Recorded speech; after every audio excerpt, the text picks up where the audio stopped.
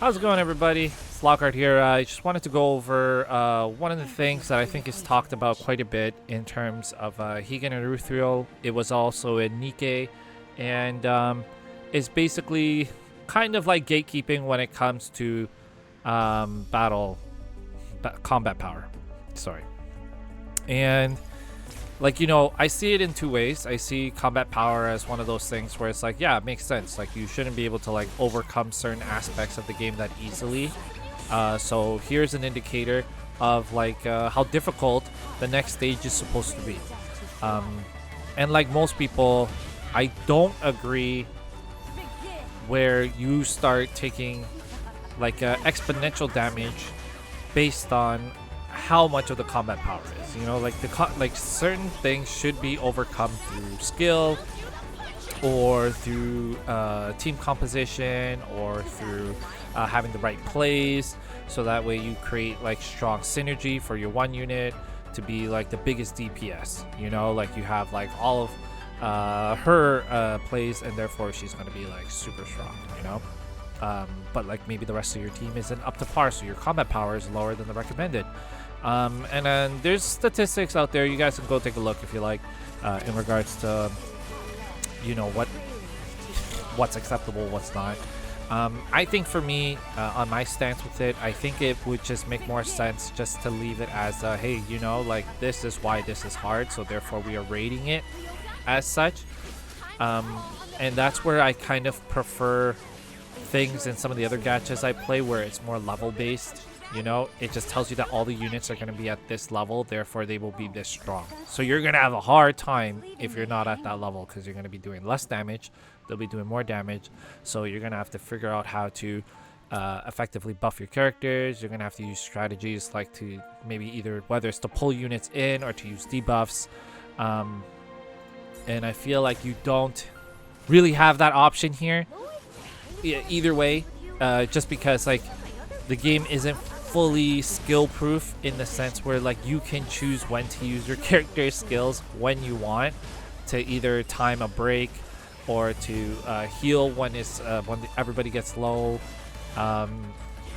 because those cards just come up when they do. Sometimes you end up with 6 healing cards, or sometimes you end up with 6 shield cards, and it sucks. Or like if you end up with 3 of his cards at 7 points, like you're gonna have a hard time running through those, trying to get to a heal or trying to get to a shield break. So in that way, does it feel like the combat power is a little bit more punishing, because you almost take out that skill aspect from being able to overcome like harder content? I think so, 100%. Right? Does it break the game completely? No, it doesn't. There's so many good things about this game still, I think, that are worth playing, enjoying, and whatnot. So, you know, you don't just suddenly drop the game because, like, you know, they use this thing that isn't necessarily the best. Every gacha, you know, has this learning curve. Let's see what the devs do. Let's see how they, like, you know, improve on it if they can. So far, I've had a decent time getting through the different portions of the game. I'm not crazy competitive, you know. From my eyes, it's just being able to like do content, and if I can do the majority of the content, I'm pretty happy.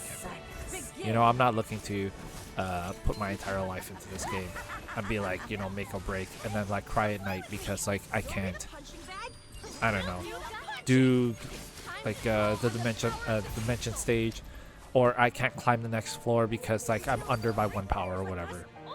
You know, it's not the end of the world for me, but I do think it's a flawed system that hopefully they'll improve on, you know. So that's just like my 2 cents.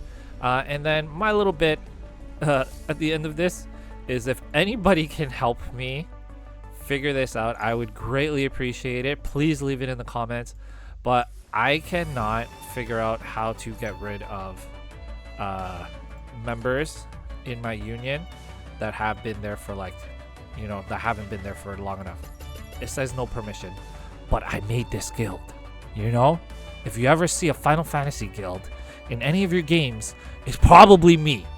And can't do it. Can't figure it out. Don't know where to find it. Whatever. I don't want to go like asking mods for help and stuff. I'm just like not there yet. But anyway,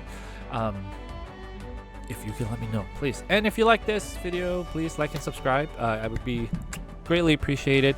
You know, I'm just out here kind of making my own way with these things, and I would love to get that little extra bit of support. You guys have been showing a lot of love so far to my videos, just everyone as a whole, and I would like that if I got to 1,000 subscribers, then maybe I can like do a raffle or something, because that would be like a huge milestone for me. So that's kind of it, and take care, guys.